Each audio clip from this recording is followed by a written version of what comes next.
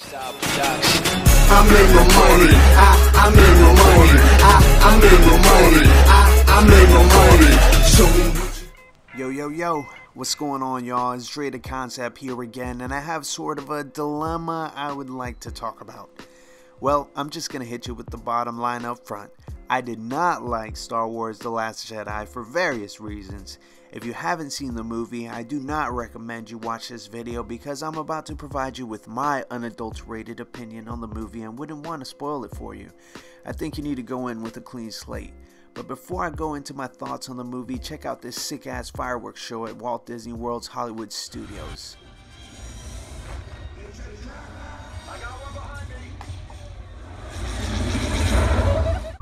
Pretty legit, huh? You know what wasn't legit? The Last Jedi. I mean, I see what they were trying to do in the movie with regard to moving on from the nostalgia of the past and bringing in a new perspective to the saga, but damn, yo, they really butchered the movie for the potential that it had. For instance, Snoke. I saw countless videos of fan theories and was really intrigued by how little we know about him. What really grinded my gears was how he dies like a little bitch. I mean, how did he even become the supreme leader if he isn't able to control such an emotionally unstable person like Kylo Ren? What was really funny about that scene is how Snoke was talking all this shit to both Kylo and Rey, and how he is the fucking man, and how he could read all of Kylo's thoughts before he even has them. Then Kylo slices that dude in half. I mean, come on. What the hell was that? But see, that isn't the only thing that really ticked me off. I mean, they could have literally cut the entire Casino Royale scene out of the movie and put some real backstory on how Rey is practically a Jedi Knight without having a lick of training from a Jedi Master. That I don't understand. How is she able to pick up boulders so easily? And how is she a lightsaber wielding badass without any training whatsoever? I really thought Luke was going to subject her to the same shit he had to go through for an entire movie while training with Yoda. I also thought he was going to have her pick up that crashed X-Wing that I saw in the water. Don't think I didn't see it. That would have been so epic. But see, that would have been too much nostalgia, and Disney literally focused on letting the past die. Luke gave her the fast-track training program, and taught her to focus on the force around her. Then miraculously, in 30 seconds, she is able to lift pebbles and scare the living shit out of the long-lost Jedi badass that Luke is. It makes no sense. Anyway, the Leia scene in outer space could have just been the end of that character. But no, she comes back to life and does some wizard Jedi shit and makes it back on the ship after being exposed to the vacuum of space, and then conveniently just passes out. You know how long a human can survive in outer space? 15 to 30 seconds. She was definitely out there for more than 15 to 30 seconds. Okay, fine. You know what? You decided to keep her around. But then when Luke shows up like a badass that's about to save the fuck out of the remaining remnants of the Resistance, she says some dumbass shit about her hair. I almost lost my shit. Why, Disney? Why did you have to inject humor where it should have been an incredibly serious and emotional scene? This dude hasn't seen Leia in for fucking ever, and they crack a joke? Yep, you lost me there. However, let's back up a minute to the scene where Finn is about to kamikaze himself into a laser that is going to cut a big ass hole into the Resistance hideout. I was 100% okay with him dying. His character irks the shit out of me, especially after he won by TKO during the fight between him and Captain Phasma.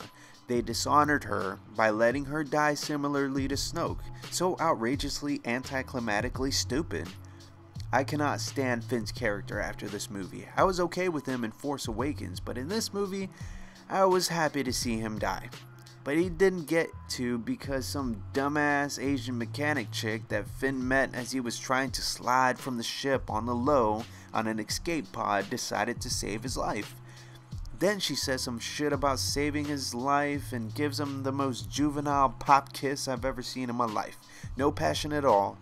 Then just proceeds to pass the fuck out. You know, everybody's passing out.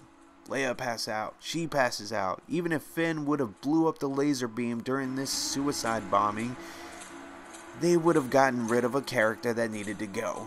and would have made him a martyr. I mean, they ended up cutting a hole into the huge door anyway, so why not let him die and make the movie that much better? I'm very nitpicky about a lot of shit in this movie, I get that. But here's the thing, I grew up a huge fan of Star Wars, I cannot help it.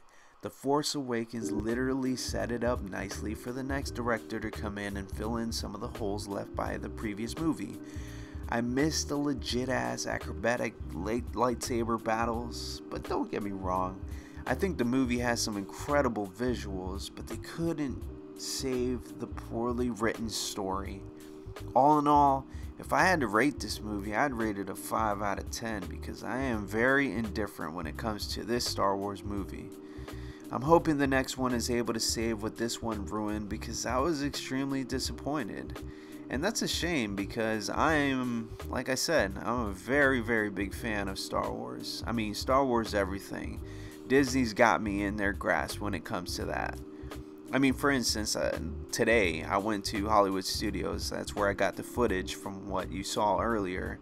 And while I was there, I thought it was so dang awesome that they're building a Star Wars land, essentially, where you're able to actually be in a hotel that you role play as somebody from the Star Wars movies, and it's all this whole gimmick and stuff. But the thing is like, I mean, they can take my money because that's the type of person I am. If I really like something, I'll throw money at it. Especially when it comes to Star Wars. I absolutely love Star Wars, and I'm a huge fanboy when it comes to it. And I have been ever since I was a kid, And although I do appreciate the nostalgia, and I love, scenes that kind of bring back my memories of my childhood when I grew up with Star Wars, I think that, it's appropriate to let the past die as long as you do it the right way. And I think that the switching of the directors really hurt this movie. I really hope that the next person, whoever comes back in and steps in for this director, hopefully J.J. Abrams, who directed The Force Awakens, I believe, that was on point, and everything that he set up, that alley-oop that he pretty much gave this director, where he basically wasn't able to actually follow through on it, would have been an incredible story if it would have been told the right way. Well, that's you know what, I can talk about Star Wars all day, especially after I went to Star Wars Celebration. Oh gosh, I hate shotguns in this game. Sorry to change the subject, but geez, I mean, talk about overpowered.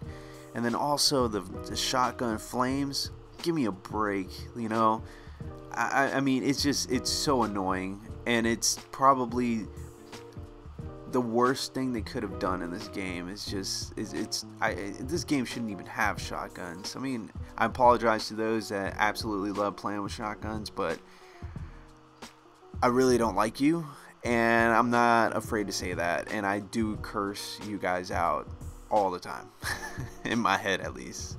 Thanks for watching this video. Traded Concept out. Yes, I did have fun in the last match. Come here. We have reports that you're conspiring with the Resistance. Are these reports true? Of course not. Well, we'll be watching. She wants a picture.